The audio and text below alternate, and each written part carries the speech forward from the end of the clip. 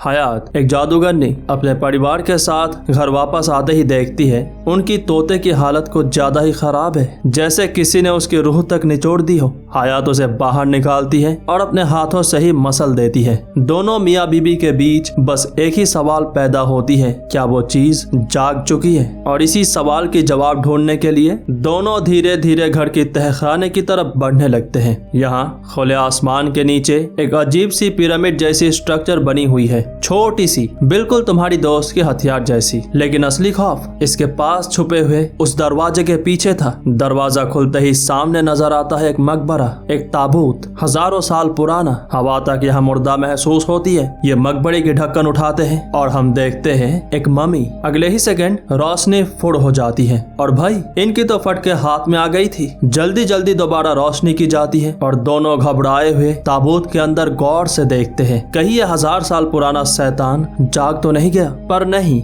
बंदा तो घोड़े बेच के सो रहा है। हयात चैन की सांस लेती है, लेकिन अगले ही पल वो शैतान आंखें खोल देता है। अब हयात की पिछवाड़ा फट गई थी, ये बोलने की शायद जरूरत नहीं है। और उससे पहले कि कोई कुछ समझ पाता, एक जोर का झटका, धड़ाम, ढक्कन अचानक बंद हो जाती है और जिसके जरिए इन्होंने ढक्कन उठाया था उसकी जंजीर सीधा हयात के पति गमाल के निचले जबड़े में जा लगती है। एक खौफनाक चीख, एक पल की दहशत और इसी तरह गमाल की कमाल के अंत हो जाती है। इसके बाद हमें कायरो के एक छोटे से गाँव में चार्ली और उसकी खुशहाल फैमिली को दिखाई जाती है। एक आम सा दिन, एक आम सा घर और एक ऐसी फैमिली जिसे बिल्कुल भी अंदाजा नहीं है कि उनकी जिंदगी कुछ ही देर में पूरी तरह बदलने वाली है। फिलहाल तो घर में वही हो रहा है जो हर घर में होती है, बच्चों की लड़ाई। दरअसल सेबेस्टियन और उसकी छोटी बहन केटी के बीच झगड़ा हो गया है और वजह जनाब ने केटी की डॉल को छत से नीचे फेंक दिया क्योंकि उसे ये जानने की खुजली हो रही थी कि पैराशूट लगाने के बाद ये डॉल उड़ता भी है या नहीं। नतीजा, परीक्षण बुरी तरह फेल रहा। चार्ली किसी तरह डॉल को दोबारा जोड़कर केटी को वापस देता है। बहुत गंदा काम किया है कसम से। लेकिन चार्ली सेबेस्टियन को ज्यादा डांटता नहीं है। इसी बात से नाराज होकर उसकी तितली जैसी बेटी केटी अकेली गार्डन में खेलने चली जाती है। इसी बीच चार्ली को न्यू मैक्सिको से कॉल आता है। एक न्यूज चैनल उसे काफी अच्छी जॉब ऑफर करता है। खुश होकर वो सबसे पहले ये बात अपनी वाइफ लड़ीसा को बताता है जो कुछ देर पहले ही घर से निकली थी। लेकिन कॉल के दौरान ही चार्ली की नजर केटी के डॉल हाउस पर पड़ती है जहाँ कैंडीज की काफी सारे पैकेट रखे हुए थे। अजीब बात यह थी कि ये कैंडीज ना चार्ली ने दी थी और ना ही लड़ीसा ने। दूसरी तरफ केटी बेफिक्र होकर गार्डन में खेल रही है। तभी उसके पास हयात आती है। वो केटी की सबसे अच्छी दोस्त लैला की मदर है। आज लैला नहीं आ पाई, इसीलिए हयात खुद उसके लिए वो कैंडीज लेकर आई है जो लैला उसके लिए रोज लेकर आती थी। उसके माँ के कहने पर वो केटी को छोटे मोटे मैजिक ट्रिक्स दिखाती है और केटी खुशी से खिल उठती है। उसे क्या पता कि उसके सामने खड़ी औरत के अंदर इस वक्त कुछ और ही पड़ रहा था, कुछ ऐसा जो इंसान नहीं है। थोड़ी देर बाद हयात एक फल केटी को देते हुए कहती है, उम्मीद है तुम मुझे माफ करोगी केटी। ये कहकर वो मंत्र पढ़ना शुरू कर देती है। उधर चार्ली सेबेस्टियन से पूछ रहा होता है ये कैंडीज आखिर आती कहाँ से है और सेबेस्टियन मजबूरी में बता देता है कि गार्डन की दूसरी तरफ से उसकी फ्रेंड उसे देती है। ये सुनते ही चार्ली तेजी से गार्डन की तरफ दौड़ पड़ता है, लेकिन तब तक देर हो चुकी होती है। हयात के मंत्र पूरे होते ही फल के अंदर हल्की सी हरकत होती है और उसके बीच से एक छोटा सा कीड़ा बाहर आता है। केटी कुछ समझ पाए उससे पहले ही वो कीड़ा सीधा उसके मुंह के अंदर घुस जाता है। अचानक उसकी सांसें रुकने लगती है, उसका गला जमने लगता है और कुछ ही पलों में वो बेहोश होकर जमीन पर गिर जाती है। जब तक चार्ली उस जगह तक पहुंचता है वहाँ केटी के नामो निशान तक नहीं होता, सिर्फ उसके बिखरे हुए खिलौने और जमीन पर पड़ा हुआ वो अजीब सा जादुई फल। गार्डन की फेंस भी एक जगह से टूटी हुई नजर आती है। चार्ली तुरंत उसके पार जाता है, चारों तरफ नजर दौड़ाता है, लेकिन केटी कहीं भी नहीं दिख रही। तभी सैंडस्टॉर्म की अलार्म बजने लगता है और चार्ली उसकी आवाज सुनकर पीछे मुड़कर देखता है और उसका खून जम जाता है।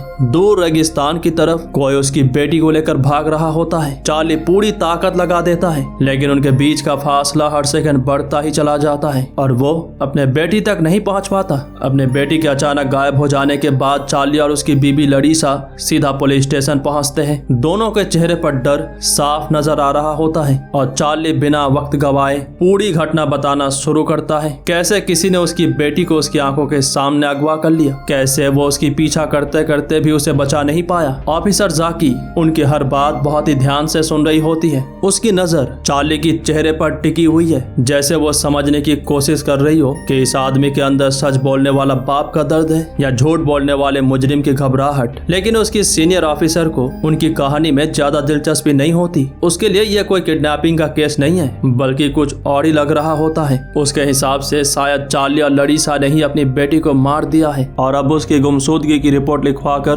खुद को बचाने की कोशिश कर रहे। दोनों ऑफिसर्स अरबी में आपस में बातें कर रहे होते हैं। उन्हें लगता है कि चार्ली को उनकी बातें समझ नहीं आएगा, लेकिन चार्ली उनकी हर लफ्ज समझ लेता है और जैसे ही उसे एहसास होता है कि उसकी बेटी को ढूंढने के बजाय शक की उंगली उसी पर उठाई जा रही है, उसका गुस्सा फट पड़ता है। एक बाप जो पहले ही अपनी बेटी के गायब होने के दर्द से गुजर रहा है, अब उसे अपनी बेगुनाही भी साबित करनी पड़ रही है और यही बात उसके गुस्से को और ज्यादा भड़का देती है। उसका बस चले तो वो टेबल को ही उठाकर पटक दे। इस घटना के लगभग 8 साल बाद की कहानी दिखाई जाती है। वक्त जरूर बीत गया है, लेकिन कुछ जख्म ऐसे होते हैं जो वक्त के साथ बढ़ते नहीं, बस इंसान उनके साथ जीना सीख लेता है। फिलहाल लरीसा अपने परिवार के साथ न्यू मैक्सिको में अपनी माँ के घर में रह रही है और अब उनकी जिंदगी में एक छोटी सी खुशी आ चुकी है। मॉडी एक बहुत ही प्यारी, शरारती और मासूम सी बच्ची जिसकी मुस्कान पूरे घर को रोशन कर देती है। लेकिन सच ये है कि मॉडी के आने के बाद भी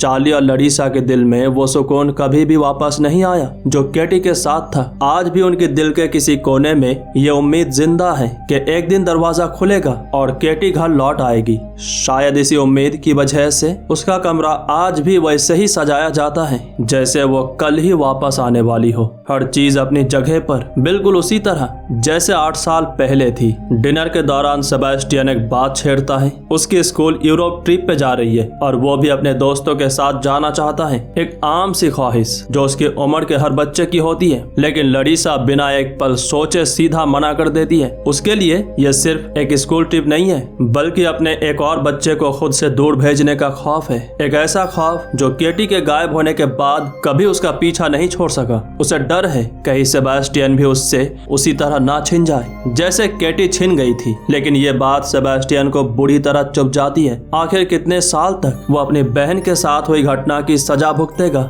सालों से वो कहीं घूमने तक नहीं गए हैं। हर फैसला, हर प्लान, हर खुशी जाकर केटी की यादों के सामने रुक जाती है और आज उसकी सब्र टूटने लगता है। नाराज और परेशान सेबेस्टियन बिना कुछ कहे टेबल से उठता है और सीधा चला जाता है अपने बेडरूम की तरफ। वही दूसरी तरफ इजिप्ट के ईस्टर्न डेजर्ट में एक छोटा सा बच्चा अपनी साइकिल चलाता हुआ सुनसान रेगिस्तान के बीच से गुजरता नजर आता है। सब कुछ बिल्कुल शांत होता है, बस तेज हवा की आवाज और दूर दूर तक फैली रेत। तभी अचानक उसकी साइकिल की चेन उतर जाती है और वो रुककर उसे ठीक करने लगता है। लेकिन अगले ही पल आसमान को चीर देने वाली एक भयानक आवाज गूंजती है। बच्चा घबराकर पीछे मुड़ता है और दूर एक प्लेन को जमीन पर गिरता हुआ देखता है। आवाज सुनकर बच्चा हिम्मत जुटाता है और क्रैश साइट की तरफ बढ़ता है, लेकिन जैसे ही वो करीब पहुंचता है उसके चेहरे की रंग उड़ जाता है। प्लेन से गिरे लोगों की हालत देखकर उसकी रूह तक कांप जाती है। एक आदमी की लाश रेत पर पड़ी होती है, जबकि दूसरा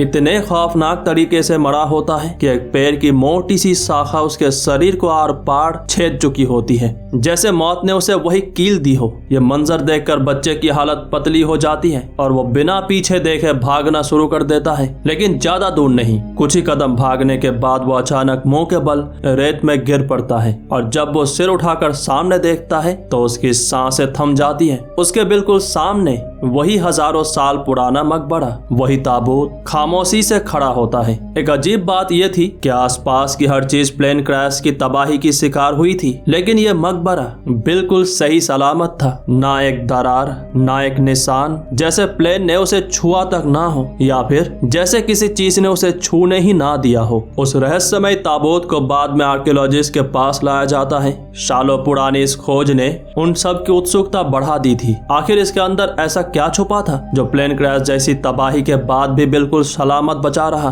काफी सावधानी के साथ ताबूत को खोला जाता है और अंदर देखते ही सबकी नजर एक मम्मी पर जा टिकती है, हजारों साल पुरानी लेकिन हैरत अंगेज तौर पर अब भी काफी हद तक सुरक्षित। उसके पूरे शरीर पर पट्टों और कपड़ों जैसी कई परतें चढ़ी हुई होती हैं, जैसे किसी ने उसे दुनिया की नजरों से छुपा कर रखना चाहा हो। आर्कियोलॉजिस्ट धीरे धीरे उन परतों को हटाना शुरू करते हैं और हर परत के साथ उसकी असली रूप सामने आने लगती है। कुछ ही पलों में उनके सामने एक पूरा इंसानी शरीर नजर आता है, सूखा हुआ लेकिन डरा देने वाली तरह से बरकरार। तभी एक अजीब सी हरकत होती है। मम्मी के बंद पड़े मुंह के अंदर से एक कीड़ा बाहर आता है और अगले ही पल उसकी आंखें खुल जाती है, मानो सदियों की नींद टूट गई हो। उसके शरीर में अचानक झटके उठने लगते हैं, वो बुरी तरह छटपटाने लगती है। इधर चार्ली अपने परिवार के साथ थोड़ा वक्त बिताने और घूमने निकला हुआ होता है। पिछले 8 सालों में शायद पहली बार जब उन्होंने अपनी जिंदगी को थोड़ा नॉर्मल जीने की कोशिश की थी। लेकिन तभी चार्ली के फोन पर कायरो एम्बेसी से डिप्टी चीफ की कॉल आती है। कॉल उठाते ही उसके चेहरे की रंग बदल जाती है और जो बात वो सुनता है उसे सुनकर उसके दिल में डर, उम्मीद, खौफ और बेचैनी एक साथ जाग उठते हैं। डिप्टी चीफ बताते हैं आपकी बेटी कैटी मिल गई है और सबसे हैरान कर देने वाली बात वो जिंदा है। यह सुनते ही मानो वक्त थम सा जाता है। जिस खबर का इंतजार उन्होंने 8 साल तक किया था वो आज सच बनकर उनके सामने खड़ी थी। यह खबर उनकी अंधेरी पड़ चुकी दुनिया में अचानक रोशनी की एक किरण बनकर उतरती है और बिना वक्त गवाए उसी दिन चार्ली और लरीसा कायरो के लिए रवाना हो जाते हैं। हॉस्पिटल पहुंचने के बाद आखिरकार वो लम्हा आ ही जाता है जिसका उन्होंने सालों तक इंतजार किया था। उनके सामने उनकी बेटी केटी होती है, लेकिन उसकी हालत देखकर उनका दिल बैठ जाता है। उसकी शरीर कमजोर नजर आ रहा होता है, चेहरे पर अजीब सी थकान और बेजान सी खामोशी छाई हुई होती है, जैसे उसने कुछ ऐसा देखा हो जिसे शब्दों में बयां करना मुमकिन ना हो। लेकिन डॉक्टर्स की रिपोर्ट कुछ और ही कहती है। उनके मुताबिक केटी शारीरिक रूप से काफी मजबूत है, उसके अंदरूनी ऑर्गन्स बिल्कुल ठीक तरह से काम कर रहे थे। मेडिकल साइंस के हिसाब से उसकी जिंदा होना बिल्कुल भी लॉजिकल नहीं था, फिर भी वो जिंदा है और बिल्कुल आपकी आंखों के सामने है। डॉक्टर्स का मानना है कि अगर उसे अपने परिवार का प्यार और नॉर्मल माहौल मिले तो वो जल्दी रिकवर कर सकती है। लेकिन तभी बिना किसी वार्निंग के केटी को अचानक दौरे पड़ने लगते हैं। डॉक्टर्स तुरंत चार्ली और लरीसा को बाहर भेज देते हैं। दोनों मजबूरी में दरवाजे के उस पार खड़े रह जाते हैं, अपनी बेटी की एक और झलक के लिए तरसते हुए।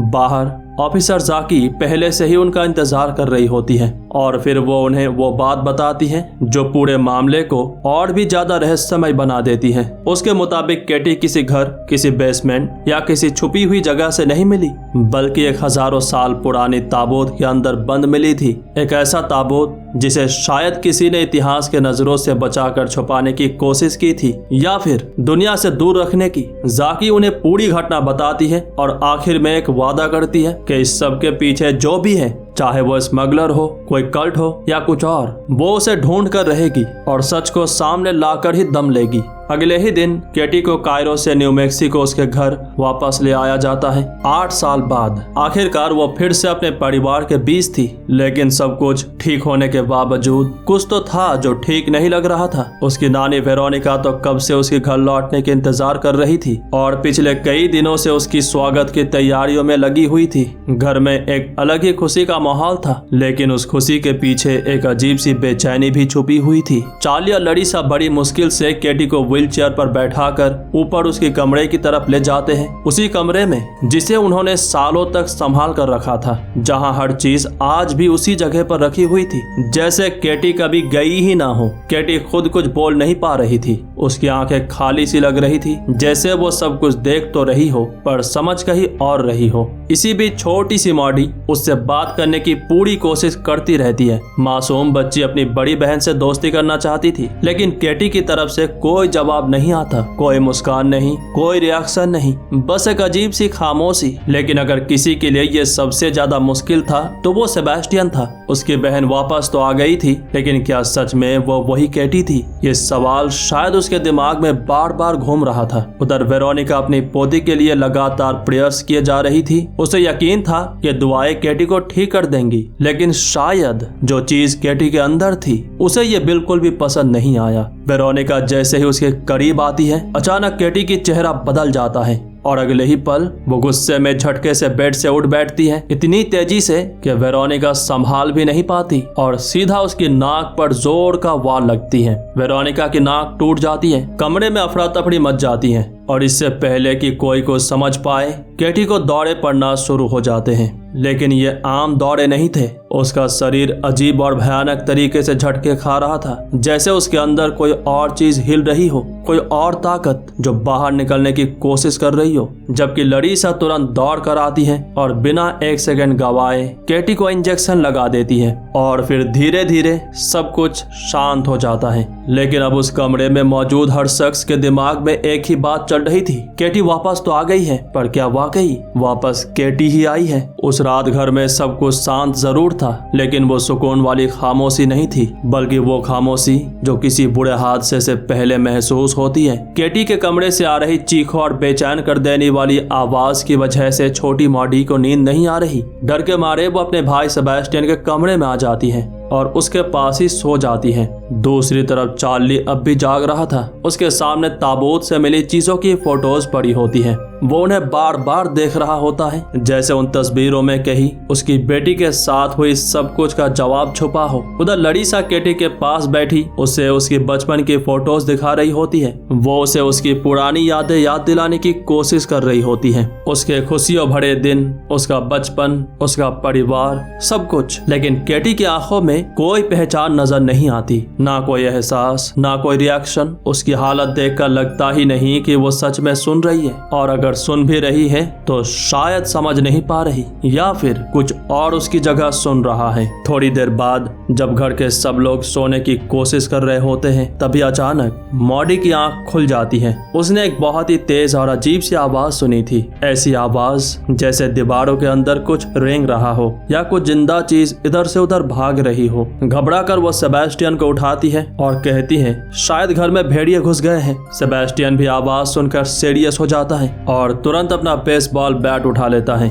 उधर चार्ली केटी के कमरे में आता है, लेकिन यहाँ आते ही उसकी पैरों तले जमीन खिसक जाती है। केटी अपने बेड पे नहीं होती, जबकि वो तो चल भी नहीं पा रही थी, सिर्फ लरीसा सो रही होती है। चार्ली तुरंत उसे जगा देता है और दोनों घबराकर केटी को ढूंढना शुरू कर देते हैं, हर कमरा, हर कोना, हर जगह। लेकिन केटी कहीं नहीं मिलती। आखिरकार वो सेबेस्टियन के कमरे तक पहुंचते हैं, जहां सेबेस्टियन बेसबॉल बैट पकड़े पहले से ही खड़ा था। उसके चेहरे पर डर साफ नजर आ रहा था और वो बस एक ही बात कहता है, दीवार के अंदर कोई है। यह सुनकर लरीसा धीरे से दीवार के अंदर जाने वाला छुपा हुआ दरवाजा खोलती है और खुलते ही उसे लगता है जैसे कोई चीज अंधेरे में तेजी से सरक कर आगे बढ़ गई हो। लरीसा बिना सोचे समझे उसके पीछे दीवार के अंदर घुस जाती है, तंग और अंधेरी जगह जहां हर तरफ लकड़ी की पुरानी बीम्स और अजीब सी आवाजें गूंज रही होती है। कुछ दूर जाने के बाद आखिरकार उसकी नजर केटी पर पड़ती है। वो अंधेरे में बैठी हुई कुछ खा रही होती है, लेकिन क्या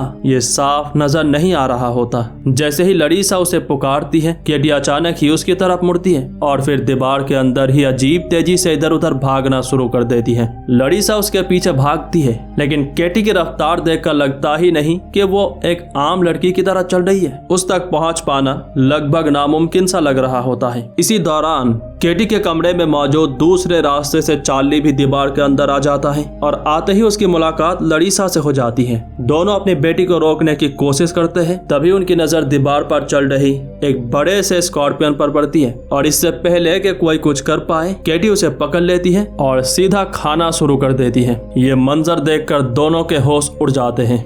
बड़ी मुश्किल से चार्ली और लरीसा मिलकर उसे पकड़ पाते हैं। केटी बुरी तरह छटपटा रही होती है, जैसे उससे उसकी शिकार छीन लिया गया हो। आखिरकार लरीसा उसकी मुंह खोलती है और उंगली अंदर डालकर उसे वॉमिट करवाने की कोशिश करती है, क्योंकि अब तक ये बात साफ हो चुकी थी। केटी के अंदर कुछ बहुत ही गलत हो रहा था और वो हर गुजरते पल के साथ और भी ज्यादा डरावना बनता जा रहा था। अगले दिन चार्ली सेबेस्टियन और मॉडी को स्कूल छोड़ने निकलता है। शायद वो चाहता था कि सब कुछ नॉर्मल लगे, जैसे जिंदगी धीरे धीरे फिर से पटरी पर लौट रही हो। लेकिन सच ये था कि अब उनकी जिंदगी में कुछ भी नॉर्मल नहीं बचा था। रास्ते में उनकी नजर कई सारे भेड़ियों पर पड़ती है। वो बस खड़े उनकी गाड़ी को देख रहे होते हैं, लेकिन जैसे वो देख रहे थे वो बहुत ही अजीब था, जैसे कुछ होने वाला हो और वो उसी का इंतजार कर रहे हो। खैर, किसी तरह तरह वो स्कूल पहुंच जाते हैं। मॉडी खुशी खुशी गाड़ी से उतरती है और स्कूल की तरफ चली जाती है, जबकि सेबेस्टियन कुछ पल वही बैठा रहता है। उसके दिमाग में एक सवाल कई दिनों से घूम रहा था और आज वो पूछ ही लेता है,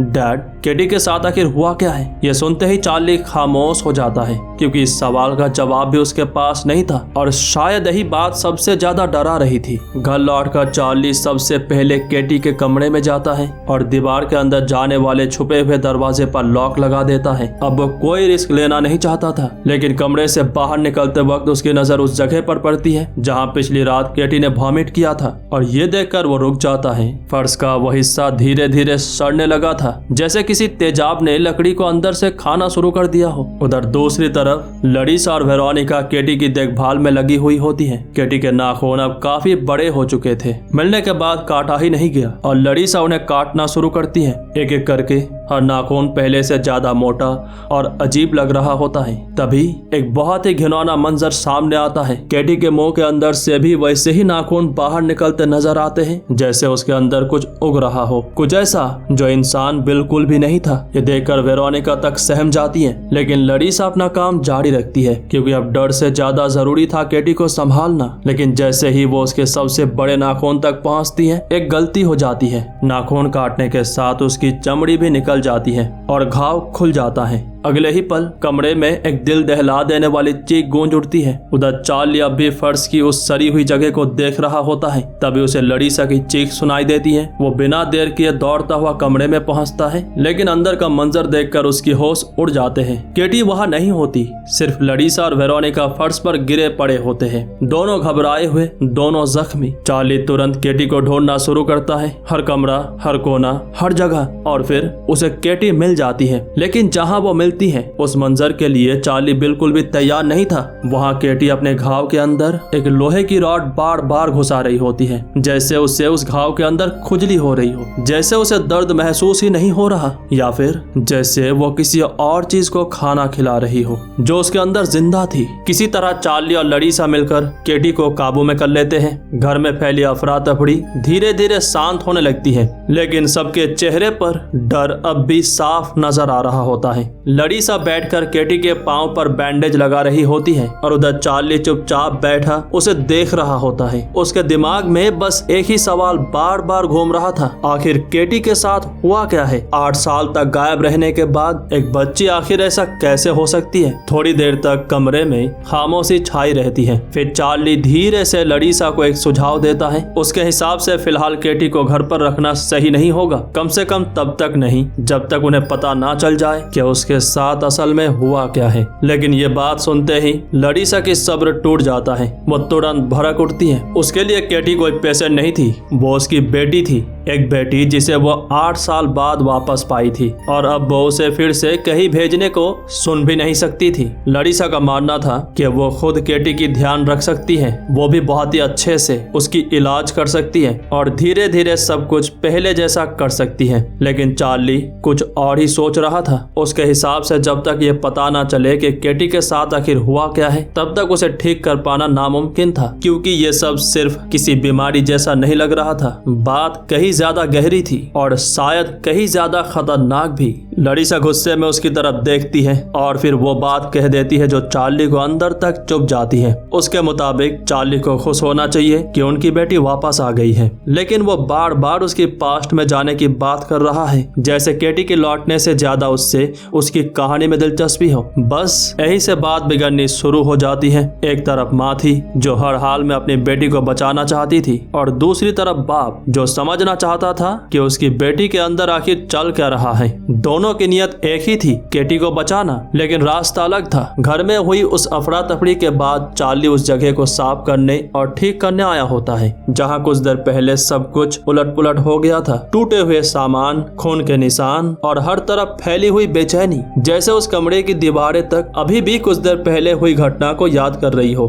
सफाई के दौरान चार्ली की नजर एक अजीब सी चीज पर पड़ती है। यह वही चमड़ी थी जो केटी के पांव से नाखून काटते वक्त उतर गई थी। पहली नजर में तो ये बस एक जख्मी सा हिस्सा लगता है, लेकिन चार्ली उसे उठाकर गौर से देखता है और तब उसे कुछ अजीब महसूस होती है, जैसे उस चमड़ी पर कुछ बना हुआ हो, कुछ लिखा हुआ हो, बहुत हल्की सी लकीरें जो पहली नजर में दिखाई भी नहीं देती। चार्ली का शक और गहरा हो जाता है और थोड़ी जांच करने के लिए वो उसे अपने वर्कशॉप में ले आता है। वहाँ रोशनी में रखकर और ध्यान से देखने पर वो चमड़ी की परतें अलग करना शुरू करता है और धीरे धीरे उसके सामने कुछ पुरानी लिखावटें उभरने लगती हैं, बिल्कुल वैसे ही जैसे किसी ने कागज पर नहीं बल्कि इंसानी चमड़ी पर कुछ लिखा छोड़ा हो। चार्ली हैरान रह जाता है, उसने ऐसी चीज पहले कभी नहीं देखी थी और ना ही मैंने। आखिर ये लिखावट है क्या, और सबसे जरूरी ये केटी के शरीर पर कैसे आई? इन सवालों का जवाब ढूंढने के लिए अगले दिन चार्ली एक आर्कियोलॉजी प्रोफेसर से मिलने जाता है, क्योंकि अगर कोई इन प्राचीन निशानों को समझ सकता था तो शायद वही था।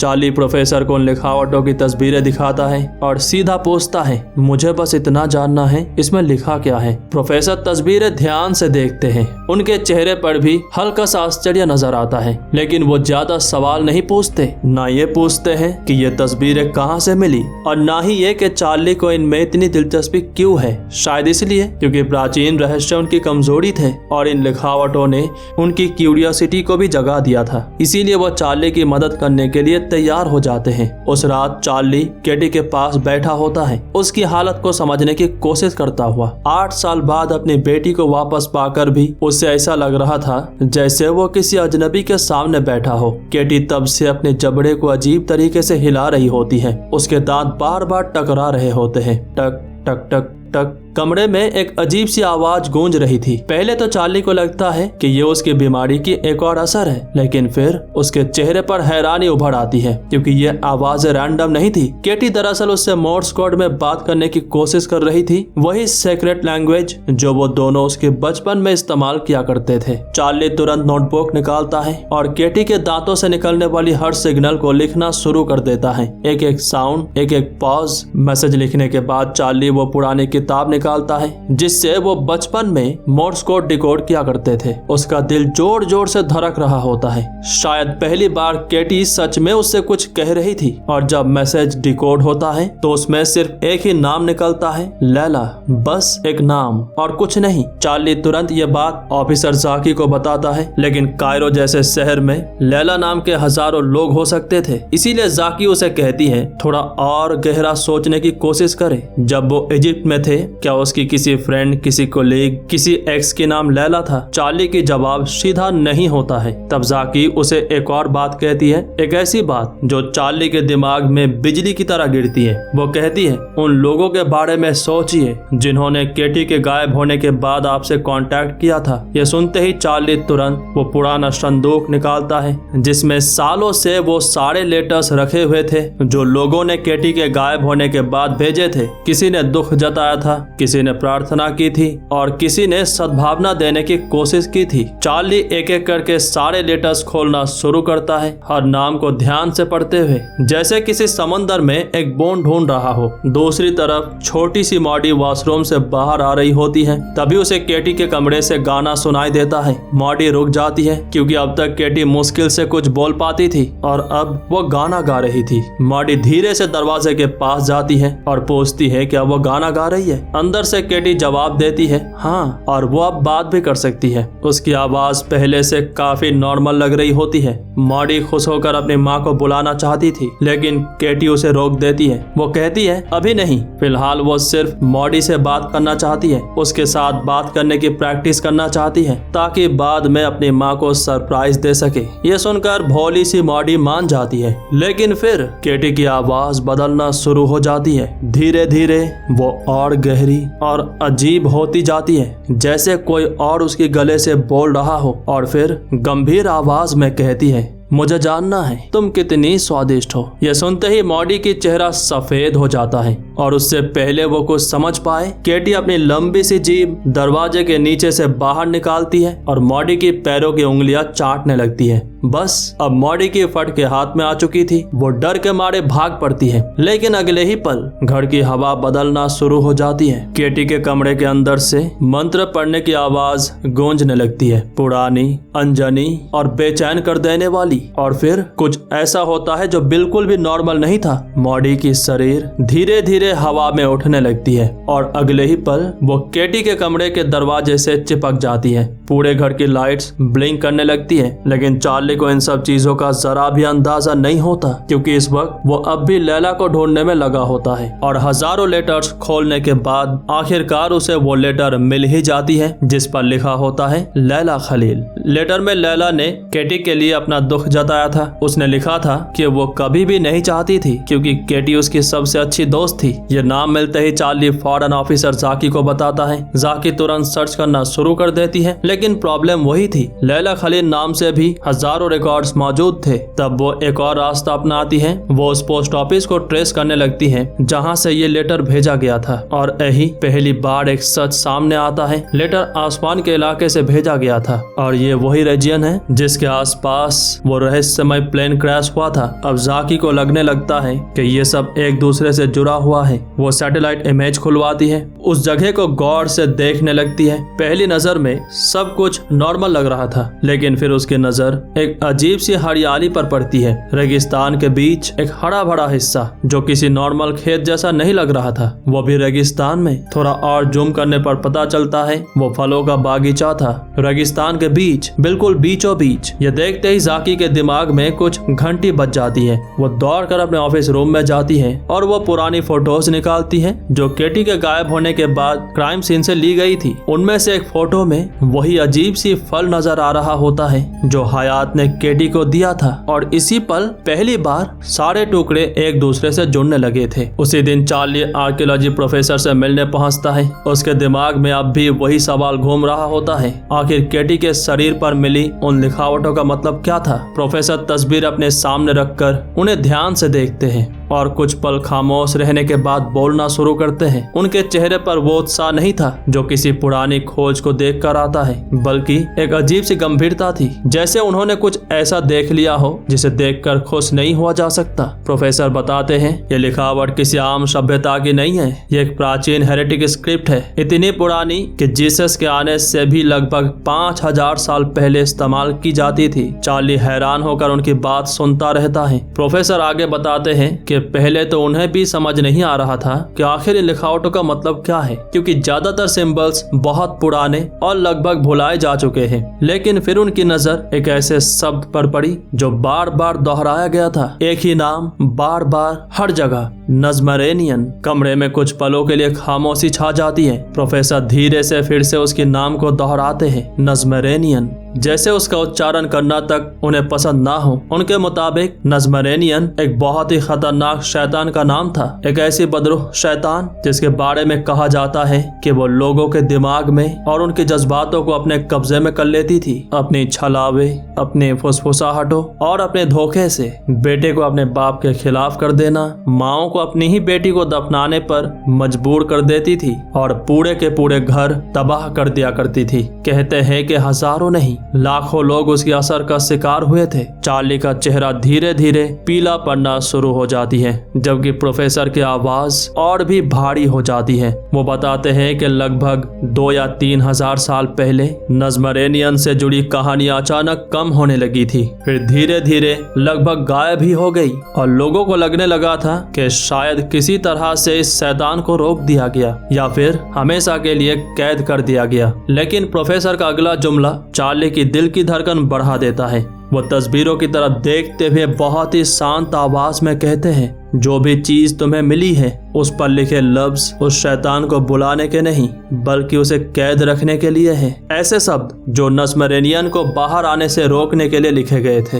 यानी जो चमड़ी केटी के शरीर से उतरी थी वो किसी श्राप की निशानी नहीं थी बल्कि एक कैद की दीवार थी। और अगर वो कैद टूट रही थी तो इसका मतलब सिर्फ एक ही हो सकता था, जो चीज हजारों साल से बंद थी वो धीरे धीरे आजाद हो रही थी।